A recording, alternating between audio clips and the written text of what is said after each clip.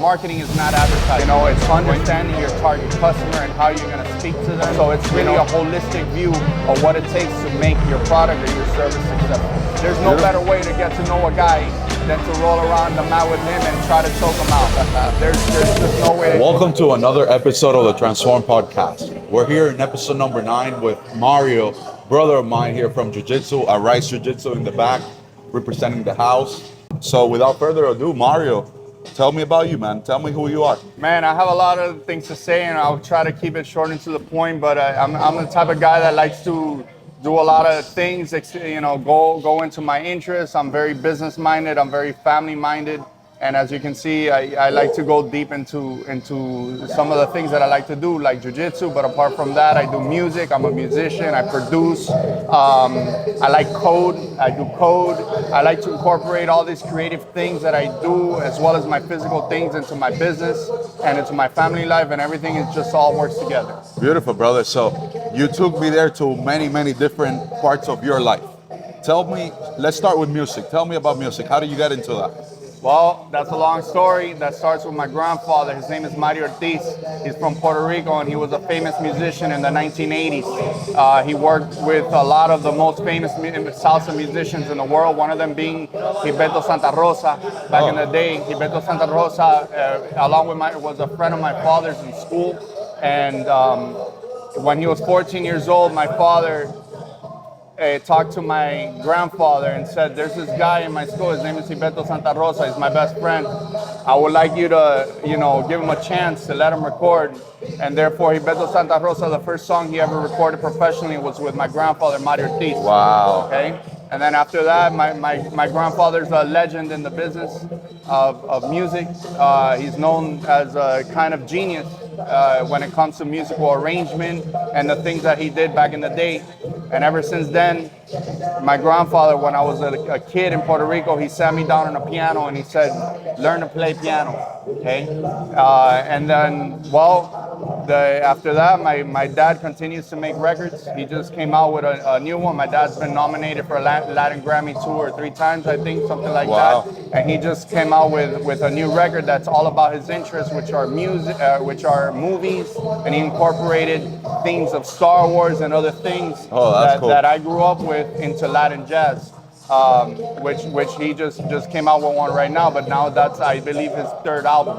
And then in myself, I wanted to change up what I did with music. So what I did was, I'm the 3rd Mario, and that's fine, and that's wonderful, this history, but I wanted to make my own mark and what it is. So people call me Magi here in my regular life, but I had something in me that also liked the Japanese culture, and it's a reason why I am a little bit into jiu-jitsu as well. Right. So I decided to call myself Mayoto, and from then on I've been making electronic music. I have some track that I've made in Latin music, which I'm excited to release soon. But yeah, that's been my interest for quite a while. Awesome, dude. You mentioned business, and obviously this podcast, it's all about mindset, business, and personal development. Talk to me about your journey in business. What did you mean by that? Okay, so my journey in business is quite long, but one of the things is that I've stayed focused on marketing my whole life. Well, I've already shared with you one side of of who I am, which is my father's side, which is the creative music side, but my other side is my mother. And my mother, since I was a little kid, brought me on to, I work with, she worked in radio and in television, and she would bring me to car dealerships when I was 10 years old, because there's a thing in Miami that we would do, it's called radio remotes. Okay, so back in the day, she used to take me to the car dealerships for these radio remotes where the radio DJs, and they still do it, are announcing, hey, I'm here in car dealership name. Got it. Come today, we got the best deals, the best specials. So I was exposed to that when I was a little kid. And then my first job was doing exactly that, doing radio remotes for a local advertising agency. Shout out to the Power Group Advertising and Marketing, they're still around. Silvio Leon, he just had his birthday, that was my first boss. So I got into that back in the day, and then I worked in radio, I worked in television, and after that, I worked in marketing for Hyundai. And over the last 10 years, I've worked Hyundai and Kia, doing marketing for all of Latin America, Central America, South America, and the Caribbean. And marketing is just something I'm really passionate about. I don't do things unless I'm passionate about them, and I go really deep into that, and I try to develop myself every single day, whether it be my education, whether it be the effort that I'm putting in at my job, trying to be creative, trying to develop people. Respect, man. That's awesome. Define marketing for me. A lot of people, including myself, have an issue with understanding. To me, when I got into this world, I thought that marketing was all these big brands and like paying millions of dollars to be on television. Define, if you can, in a couple of words, what does marketing mean to you? Okay, first, what it's not. Marketing is not advertising. When you go to college and you learn about marketing, they teach you about the 4 Ps. And the 4 Ps are product, price, placement, and promotion. And when you look at those 4 Ps, I mean, one of my professors in FIU would have told me there's one more P that is not a P, and it's called logistics. So the point is, if I had to put marketing in a nutshell, besides all the other things that is customer experience and other things that maybe we don't touch that much, but marketing is basically how do you operate a company so that people are willing to purchase your products and your services. Okay, so the point is that yes, promotion is one of the P's, but it's also about developing your product, making sure it's put in the place where the people are going to buy it. You know, it's understanding your target customer and how you're going to speak to them. You know, so it's really a holistic view of what it takes to make your product or your service successful. Beautiful, man. Thank you for defining that. Yeah. It's actually quite interesting. I didn't understand it that way, but I could see that cohesively now. So thank you. Thank you.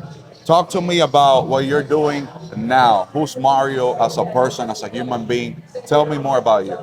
Well, who's Mario as a person? Really, everything is focused on family. Every decision that I make is all about putting my family in the best position so that we can live a good life. So that maybe one day that my kids and my children can have a better life than I did, which I had a good life, but I want them to have an even better one.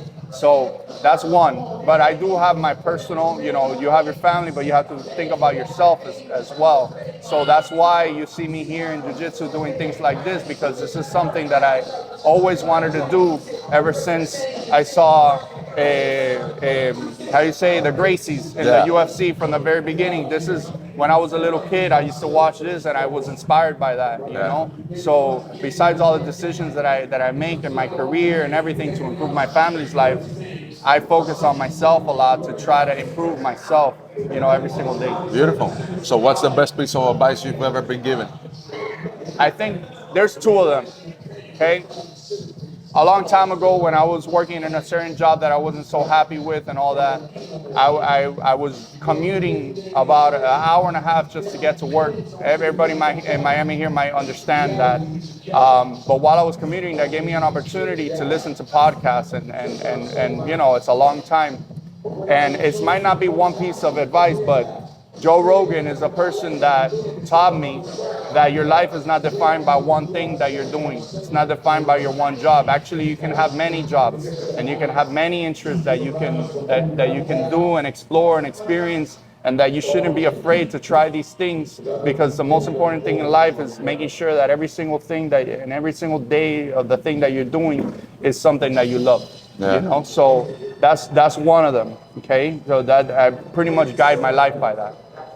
Besides that, most recently, and since this podcast is focused on business, I've been really focused on something that I keep hearing and I keep seeing a lot. And I read a book by Jocko Willink, and it's called Extreme Ownership. Right, okay? Right. And that was a very impactful book for me. And I was reading that book because I was trying to define in myself who I wanted to be as a leader, okay? And I'm looking around and I'm seeing a lot of things to really define who that is, because sometimes you're at work and you're just,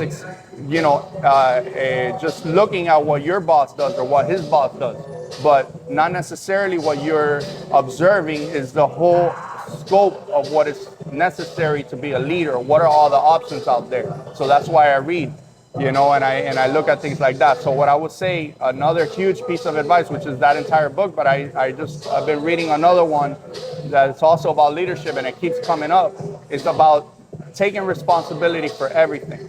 you are in charge of your own destiny and your own future. When things go bad, you are the person that is responsible for that. When things are good, you are also the person that's responsible for that. You know, so being fearless about that. Being when things got messed up, they didn't go your way. Well, you're the first person to say it didn't go the way, and this is why it happened, and this is what I'm gonna do about it. You know, so that's the second huge piece of advice that I think is very important. I think that's badass, dude. It's actually a very common theme here in my podcast. It keeps recurring. Like, we don't script this at all. And every single time I bring somebody out, like the people that are like doing extremely well in life, they have that in common. That willingness to, I'll take the fault for everything that's good in my life, and I'll take the fault as well for everything that sucks in my life. And I think that propels you to grow faster, right? Because it's, you could control you. If you allow everything to be, you know, an external force that could come and screw your life, then what can you do about it? Absolutely. So I think that's super powerful. Super powerful. Absolutely. And I'm gonna bring another piece of advice from Joe, because I think it's similar to what you were trying to say. Joe Rogan once said in his podcast that you're not your past, right? You're you now, the person that has learned. So it doesn't matter what crap you've gone through in the past, you have the ability to learn from that, right? Take it, learn from it, try not to repeat it again, but don't let that define you. That's not who you are anymore. You're the person that grew from that experience and the person that it's here right now. So that's pretty powerful. Absolutely. Tell me about some misconceptions in marketing. I think every field has misconceptions. Tell me about a cool one in marketing. The main one, I think I already touched on it, but the main one is marketing is advertising. Marketing is not advertising, okay? Tell me about that. Explain what that means. Okay, what does that mean? So when you hire a marketer, most people think I'm going to hire somebody that's going to do advertising for me. And most of my job is focused not on that. It's focused on understanding our business and understanding our customer and doing market research to figure out what that is, you know, and that's how you develop the strategy, you know, and it might not just be a strategy about communication, which sure, you got to do your communication and all that. It might be a strategy of customer experience, okay? How am I going to deliver the best experience to my customer in all the touch points that there are, whether that be a website, whether that be on social media, whatever, whether it be in the store itself, whether it be, you know, if it's a service company, how's that service representative, how do they talk to that customer, you know, and that kind of thing, you know? So the main thing is understanding who your target customer is, understanding the opportunities that you have and the threats that you have of your competition and what are they doing, you know? So it's just a holistic view of the business, you know, that to really position that business in the best possible way, you know? So the misconception is marketing is advertising. Advertising must be 20% of it. 80% is everything else that I'm talking about. Mind-boggling. I'm glad that I'm filming this, that way I don't have to write it down, so that's a good one. Yeah. So what do you think? Should we go scrap for a little bit and then come back to it? I'll just talk about it a little bit just to say just a little bit more about Jiu Jitsu. That's why we're here. Oh, actually, yes, I think that's great. So let's cover that and then we'll go scrap for a little bit. So why do I do Jiu Jitsu? Everybody has their own reason for it, okay? Personally, and first and foremost, maybe about physical exercise, okay? Just that, okay?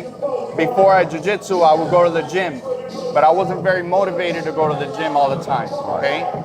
But doing something that's a sport that you do with other people, that you can socialize with, that you can develop relationships like I got with you, that's something that is difficult to develop in a 24-hour fitness, okay? Yes, I have that and I do that and that's great, but doing, you know, talking to people, you know, and interact. I told a new job that I'm going to that was interested in the jiu-jitsu. I explained to them that there's no better way to get to know a guy than to roll around the mat with him and try to choke him out. There's just no way to, you know, there's I could attest to that. So therefore, jiu-jitsu is a way that, at least for me, it's fun, it's hard, difficult, but it keeps me healthy, Yeah. you know, and moving. Not healthy in the sense where, yes, there's injuries that could be involved here, and that's a risk, but that's part of the fun of it, okay? Right. That it's an extreme sport, you know? Yeah. And that's why. Healthy I up do it. here most of the time as Absolutely. well, right? Up there, but you know what? I'm in great shape, Right. you know, compared to the average person. Maybe not perfectly right now, but compared to the average person, I am an athlete, Yeah. okay? And I have been, and I have competed at least 7 or 8 times, you know, in Yeah, the we most. competed together. We competed together in the most extreme of circumstances, and that's something that's gonna test you Yeah. mentally.